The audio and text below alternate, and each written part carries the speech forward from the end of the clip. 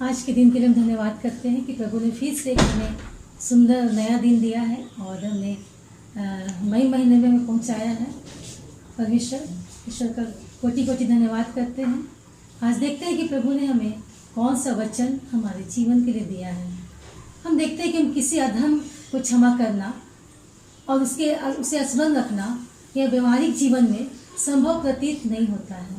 हम जिसे क्षमा करते हैं उस पर पूर्ण भरोसा करने के लिए अपने मन आत्मा को नियंत्रित करना कठिन होता है। जो लोग एक ही अपराध को दोहराते रहते हैं, अगर वे कहते हैं कि हमें पछतावा है, तो हमें अपने उस भाई को 7 से 70 बार माफ करना पड़ सकता है। हम उस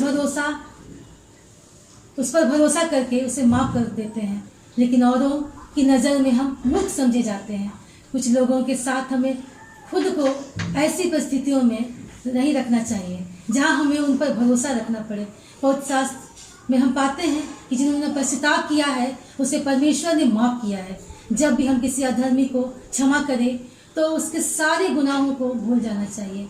और शास्त्र हमें भूलने की भावनाओं को बताता है। हम जब अपने पड़ोसी, अपने भाई को प्रभु के बारे में बताएंगे तब वे प्रभु को नहीं जानेंगे। जब तक नहीं बताएंगे तब तक वे प्रभु के बारे में नहीं जानेंगे। वो सर्वशक्तिमान परमेश्वर है और उसी का यह वचन है। प्रभु कहता है यिर्मयाह 31 अध्याय का 34 पद में, उनके पाप को याद नहीं रखूंगा, उनके पापों को याद नहीं रखूंगा। जी, मैं उनके अधर्म को क्षमा कर दूंगा और उनके पापों को याद नहीं रखूंगा। क्षमा करना एक गहन विषय है। क्षमा करने के उपरांत कई व्यवहारिक प्रश्न उठता है। आपके समक्ष असमंजस की स्थिति पैदा हो जाती है। यह जरूरी है कि क्षमा के साथ विश्वास भी होना बहुत जरूरी है। इनके बीच में एक अटूट बंधन है। जब आप माफ करते हैं, स्थिति के आधार पर आप तुरंत विश्वास नहीं कर सकते हैं। कुछ उदाहरणों में आप बस विश्वास स्थापित करने के लिए अपराधी को एक अवसर देते हैं। वास्तव में अधर्म का पश्चाताप करने वाले व्यक्ति पर तुरंत पूर्ण भरोसा नहीं किया जा सकता है। समय के साथ विश्वास को बल मिलता है और विश्वास स्थापित हो जाता है।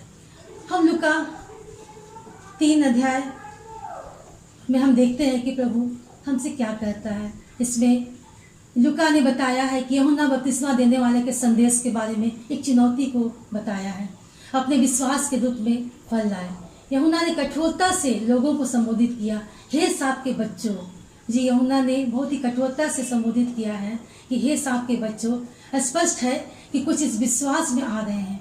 केवल विश्वास उनके उद्धार को निश्चित कर सकता है। यूहन्ना उनको जीवन की कठोरता, वास्तविकता के प्रति सचेत कर रहा है। जो पेड़ अच्छे फल नहीं देते हैं उनको काट डालने के लिए कुल्हाड़ा तैयार है, जिससे कि वे जलाए जा सके। कुलुसी 3 अध्याय में हम पाते हैं, वचन हमें बताती है कि हम अपने दैनिक जीवन में धर्मी बने रहकर इसे दिखावा भी करना चाहिए। हमें उस पुरानी स्वार्थपूर्ण और घृणित आदतों को छोड़ने का भरसक प्रयास करना चाहिए जिससे परमेश्वर को घृणा है। प्रकट है कि पापों से जैसे लोभ तथा अन्य अनियंत्रित इच्छाएं तथा छिपा पाप जैसे अनैतिक यौन संबंधों को छोड़ देना चाहिए। हमें जीभ को अपने वश में कर लेना चाहिए। ये हमारा जीभ हमें कुछ भी बोलने के लिए मजबूर करता है, पर इसे हमें अपने वश में करना चाहिए तथा अनुशासित व्यक्तिगत व्यवहार रखना चाहिए। जीवन का नया बनाया जाना चाहिए। ऐसी वस्तु जो हमें केवल एक बार हमें प्रकट करती है और इसे पूरे समय चलते रहना चाहिए ताकि पुराने स्वभाव पर हम अधिक विजय प्राप्त कर पाएं। क्षमा करने और विश्वास करने के बीच क्या संबंध है? जी, क्षमा करना और विश्वास करने के बीच क्या संबंध है? क्षमा करने में हमारा प्राथमिक उद्देश्य यह होता है कि हम देखते हैं इसमें 3 बातें हमें स्मरण आती है। क्षमा करना, भरोसा करना और भूल जाना। जब लोग कहते हैं मैंने माफ कर दिया है, लेकिन उसे भूल पाना संभव नहीं है। यह एक बहुत स्वाभाविक बात है। प्रभु का यह वचन हमारे जीवन में कैसे सार्थक होगा, हम ये नहीं समझते हैं। इसमें स्मरण ना रखने और भूलने का क्या मतलब है। यदि आप वास्तव में किसी को माफ कर दिए हैं या क्षमा कर दिए हैं, तब आपको पूर्ण भरोसा होना चाहिए कि आप उस पापी का जीवन बदल रहे हैं या बदलने जा रहे हैं। क्षमा करने का प्रतिफल शायद आपको तुरंत ना मिले, परंतु परमेश्वर का वचन कभी खाली नहीं जाता है। जी हाँ, परमेश्वर का वचन कभी खाली नहीं जाता है। स्मरण रखें कि एक दिन वो अपना प्रभाव उस क्षमा प्रार्थी पर अवश्य दिखेगा। जिस प्रकार यिर्मयाह 31 का 34 पद हमें बताती है कि उनका पाप फिर स्मरण ना करूँगा, क्योंकि मसीह जीवन का लक्ष्य मसीह के समान बनना है। अतः मसीही लोग जातीयता, संस्कृति अथवा सामाजिक स्तर के आधार पर उच्चतम अथवा न्यूनतम वर्गों में नहीं बांटे जा सकते हैं। मसीह में सब जाति के लोग एक समान हैं। विश्वासियों को पुरानी पापमय आदतों को उसी भांति उतार देना चाहिए जिस प्रकार गंदे वस्त्रों को उतार कर फेंक देते हैं। उन्हें नई भली आदतों को पहन लेना चाहिए जैसे वे स्वच्छ वस्त्रों को पहन लेते हैं। उनका व्यवहार वैसा होना चाहिए जो स्वयं के विषय में सोचने से पूर्व दूसरों के हित के विषय में सोचने पाए।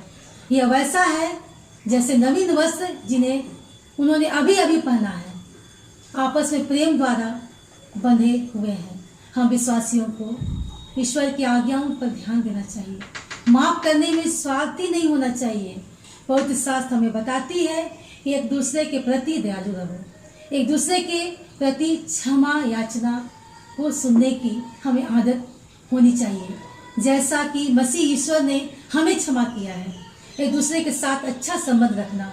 अगर किसी को दूसरे के खिलाफ शिकायत भी है तो हमें एक दूसरे को माफ करना चाहिए, क्योंकि प्रभु ने तुम्हें क्षमा किया है।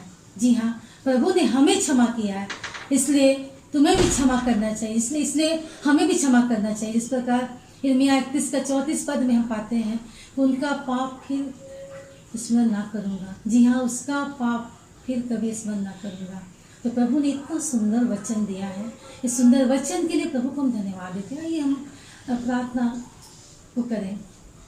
धन्यवाद करते हैं प्रभु जी, तूने सुंदर वचन दिया कि प्रभु जी अपने जीवन में इसको प्रभु जी स्मरण करने पाए पिता परमेश्वर। हाँ प्रभु जी, हम स्वभाव से ही प्रभु जी हमारा मन स्थिरता में नहीं रहता है प्रभु जी, और हम सचमुच प्रभु जी जो हमारे सामने जो हमारे विरोधी होते हैं, जो हमारे अनुसार प्रभु जी नहीं चलते हैं, उनको प्रभु जी हम पापी समझते हैं पिता परमेश्वर।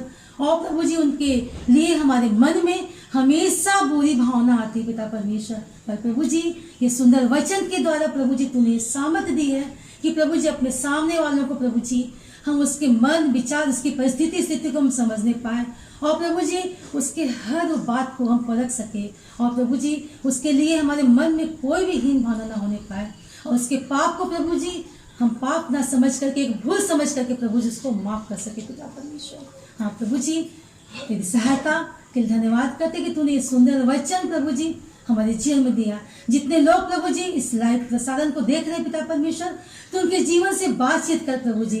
तूने भी प्रभु जी एक सामर्थ उंडेल कि प्रभु जी वो अपने भाई को, अपने प्रियजनों को, अपने पड़ोसियों को, अपने देशवासियों को प्रभु जी अपने अनुसार अपने मन की आंखों से प्रभु जी उन्हें देखने पाए, और उसके उस भूल को प्रभु जी क्षमा करने के लिए प्रभु जी अपने आप को तत्पर रख सके पिता परमेश्वर। हाँ प्रभु जी, इस भारतवर्ष को भी तेरे हाथ में सौंपते पिता परमेश्वर। तू प्रभु जी इस भारतवर्ष पर अपना सामर्थ उंडेल पिता, और जो भी प्रभु जी हमसे जाने अनजाने में जो भी प्रभु जी पाप और दोष गुनाह हुआ प्रभु जी, तो उसे क्षमा कर दिया। इसके तो धन्यवाद करते हैं, धन्यवाद करते हैं प्रभु जी हर एक बातों के लिए। और तूने हमारी प्रार्थना को सुना, इसके तरह कोटि कोटि धन्यवाद करते हुए हम इस प्रार्थना को प्रभु यीशु के पवित्र मीठे नाम से मांगते हैं।